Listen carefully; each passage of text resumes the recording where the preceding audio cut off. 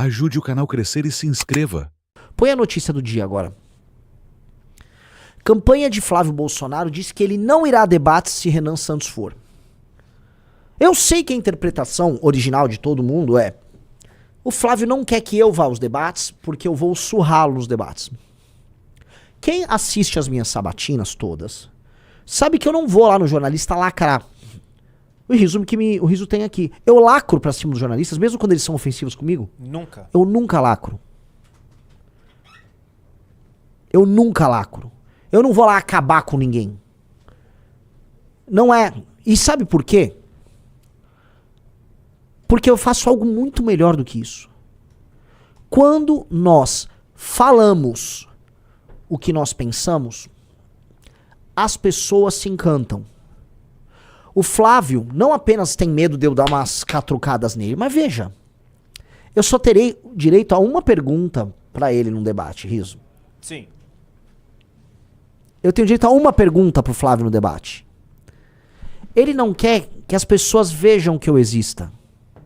Ele não quer que as pessoas saibam o que eu penso.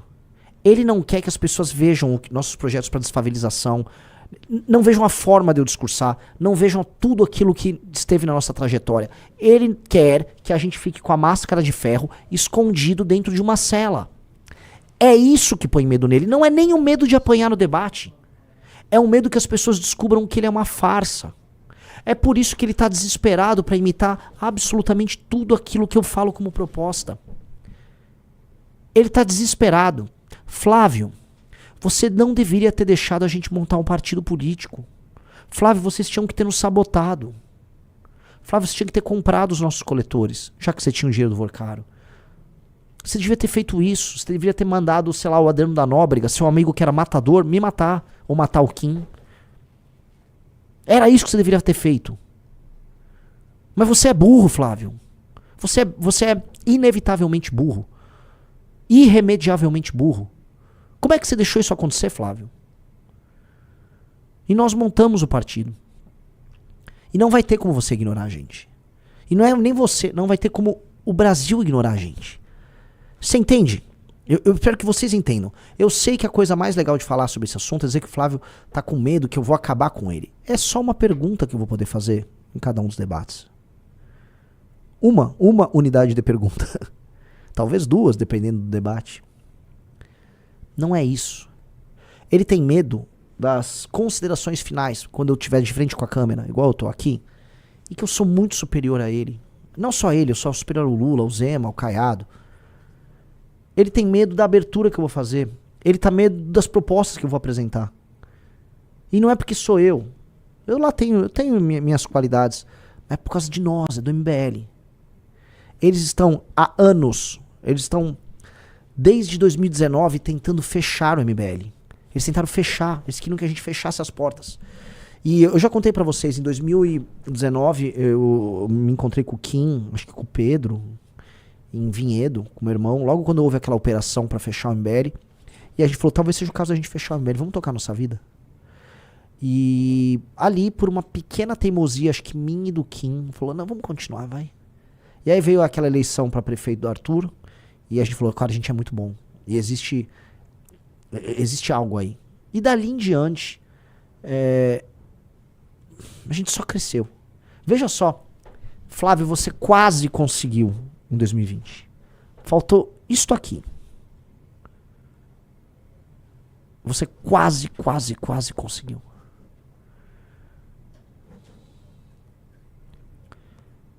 O Junito falou que meu pai não deixou, é verdade. Meu pai falou, cala a boca, Renan, cala a boca. O Renan tá maluco, cala a boca. Meu pai foi realmente bem decisivo aí nesse dia. E é muito louco que aí vem aqueles merdas e falam, o pai do Renan tá no partido. Vocês sabiam que o cara que inventou a marcha a pé pra Brasília foi meu pai? O cara que convenceu a gente a fazer a marcha em 2015. O cara que terminou imitado pelo Nicolas, né? Foi meu pai, não foi nem eu que inventei, foi meu pai.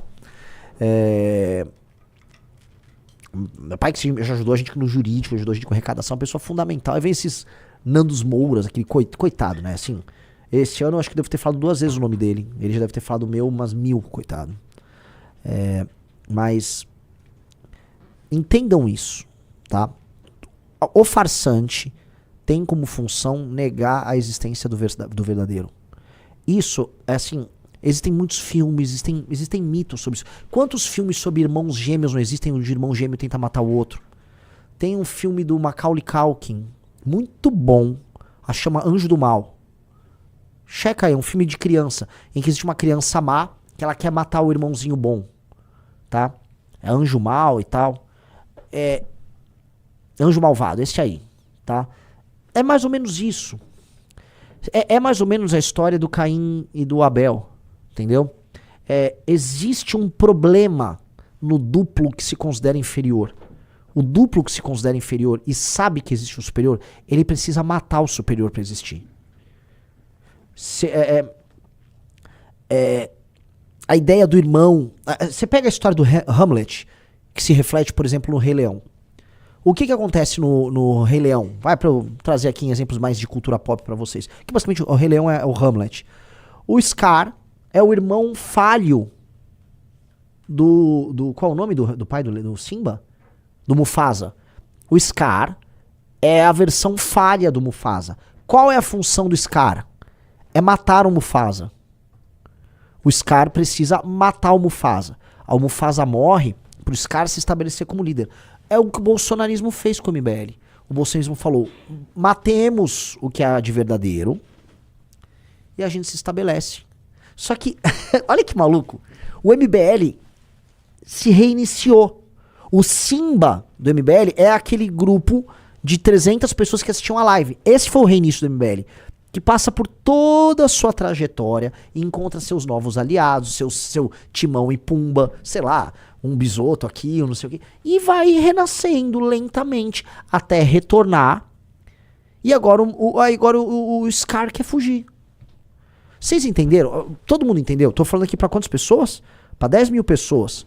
Vocês entenderam? Quando vocês entenderem a relação do bolsonarismo conosco, de todo, dos ex-MBL, que... Veja, o ex-MBL ele sai do MBL e aí ele precisa... A sombra do MBL sobre ele é tão grande que eles passam os dias falando do MBL. Todos eles são vidrados na gente.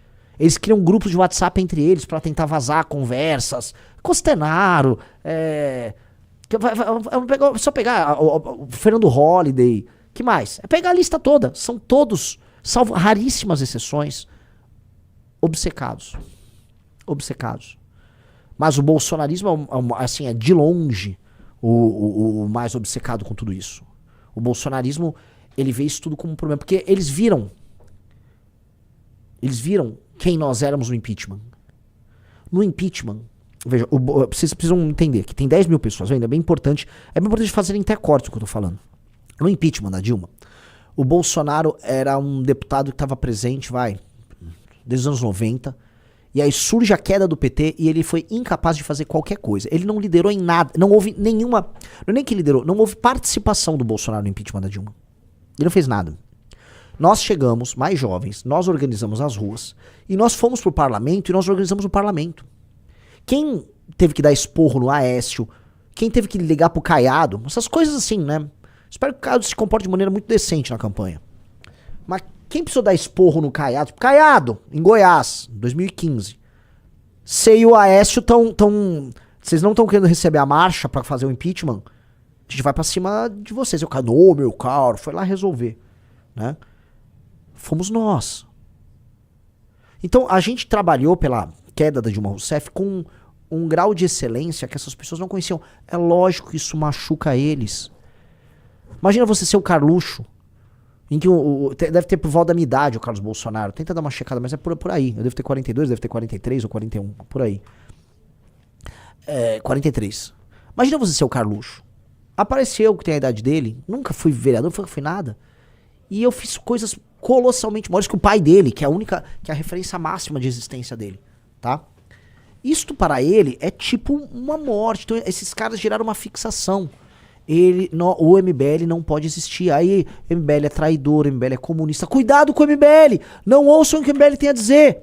É perigoso. Não. Cuidado, eles estão falando algo. Não, é tudo mentira. Ele é comunista, tá? É tudo mentira. Deu certo por um tempo. Não vai dar mais certo agora. Acabou. Não existe mais essa possibilidade. Essa eleição demonstrou isso. Vocês não têm condições mais de evitar isso. E nós seremos implacáveis com vocês. Implacáveis. E vocês sabem disso. Vocês sabem disso. Nós não somos o Nicolas, que é falso e fica com uma faca nas costas de vocês, furando todo dia um pouquinho. Nós não somos isso. Nós não somos os influenciadores, os aliados de ocasião. Nós somos pessoas de verdade. Então, tudo que nós vamos fazer vai ser cara a cara, vai ser verdadeiro. Entendeu?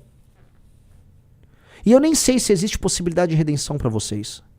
Porque se a gente tá falando aqui em categorias, né, qual é a categoria do bolsonarista pra ter a redenção? Existe uma redenção pro Scar no Rei Leão? Existe? Qual seria a redenção possível pra ele? Flávio, retire a candidatura e nos apoie? Imploda o sistema dizendo que sabe? Eles nem sabem muita coisa. Eu juro pra vocês, os Bolsonaro nem sabem muita coisa, porque, eu volto a falar, eles não foram nem muito capazes de controlar o sistema em si. Então,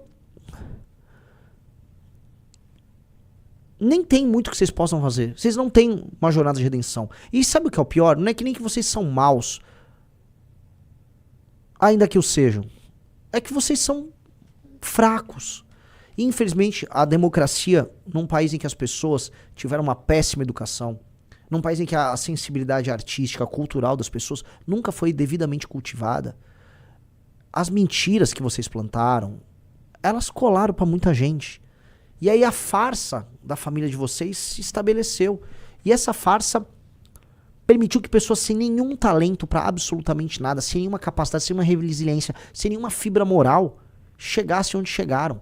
Vocês ocuparam as maiores posições da República. E em grande medida ainda ocupam posições importantíssimas. E vocês não fizeram nada de útil com isso. Vocês fizeram negócio. Vocês fizeram lobby. Flávio Bolsonaro, você comprou uma mansão em Brasília, num negócio muito estranho, sendo tocado pelo presidente do BRB, que é envolvido no caso do Banco Master. Você foi para um cassino com o senhor Willer Tomás gastar dinheiro em cash. Você todo cristãozão, gastando lá com aposta. Você sacava o dinheiro dos seus funcionários fantasmas do seu gabinete, cometendo crime de peculato por anos a fio com um sujeito chamado Queiroz. E você foi salvo pelo STF. Primeiro pelo senhor Dias Toffoli, depois pelo senhor Gilmar Mendes, pra poder falar por aí junto com seus puxa-sacos que não, eu nunca fui condenado por isso. É óbvio. Quando o Flávio fala isso é o seguinte: imagina que uma pessoa foi lá e matou teu pai. Teu pai tá estirado, o corpo dele tá estirado no meio do chão, sangrando, morto. Aí o bandido vai, ele faz um acordo com o delegado, faz um acordo com o juiz e não vai preso. Aí ele avisa: aquele corpo não existe. Aquele corpo. Não, o corpo existe. O crime foi cometido. Só que num país de impunidade, crimes cometidos podem ser passíveis de não ter punição simplesmente porque você está num país corrupto. Flávio Bolsonaro, a rachadinha aconteceu. O dinheiro foi sacado, todas as provas existem. Você não vai negar isso. O corpo tá lá, estirado no chão. O corpo tá lá, estirado no chão. As provas todas existem. O que você fez não foi falar: não, isso não aconteceu, isso é mentira, porque não. Não, você entrou com uma ação no STF com o Dias Toffoli e sua ação mandou anular a existência das provas obtidas pelo COAF. Não é que você está eliminando, sei lá, uma prova inventada. Não, você falou que o COAF não podia ter feito o que ele fez. Mas o fato existiu. E depois que a investigação andou e mais coisas foram comprovadas, você pediu pro Gilmar Mendes te dar foro privilegiado por crimes que aconteceram antes de você ser senador. Flávio Bolsonaro, sua carreira toda se baseou em cometer crime. Você premiou e andava junto com o Adriano da Nóbrega, que foi do escritório do crime, que era um ex-policial do BOPE, que traiu o BOPE, que traiu os guerreiros. Eu visitei o BOPE. O BOPE é uma instituição de excelência do Brasil. O BOPE honra o Brasil. O Adriano da Nóbrega, ele negou o BOPE. Ele jogou fora o distintivo, a caveira do BOPE. Ele se tornou um assassino de aluguel. Ele trabalhou pra bicheiro, ele trabalhou pra miliciano, ele foi miliciano, ele trabalhou pra traficante. E ele tinha seus parentes no teu gabinete, Flávio Bolsonaro. Ele fez tudo isso. Você não pode negar isso. A mãe e a namorada ou esposa do Adriano da Nóbrega, esse assassino de aluguel, trabalhavam no seu gabinete e faziam a mesma rachadinha com o Queiroz. Você não tem como negar isso. Isso tudo é fato. Você tinha uma loja de chocolate que era utilizada para lavar dinheiro do dinheiro que era roubado do teu gabinete. Você não tem condição de ser candidato a presidente. Você não consegue enfrentar o Lula. O Lula, no segundo turno, acaba com você, mesmo sendo um homem senil, de mais de 80 anos de idade. Um homem senil que não consegue terminar um raciocínio. O Lula vai poder te chamar de ladrão, cara. O que você tá fazendo? Flávio, volta pra casa. Volta pra casa. Volta pra casa, você não tem condição de ser candidato. Coloca a Michelle. Coloca a Michelle. Bota a Michelle lá pra ser candidata. A aventureira, pode botar a Michelle. Volta pra casa. Você não consegue, Flávio. Você não nasceu pra isso. Você não pode fazer isso. Você não tem nenhuma das qualidades necessárias pra ser sequer um candidato. Volta pra casa. Chama a Michelle ali. Você nem tem família mais, sua família tá toda rachada. Que não deixa de ser irônico, né? Você não nasceu pra isso. Não mesmo.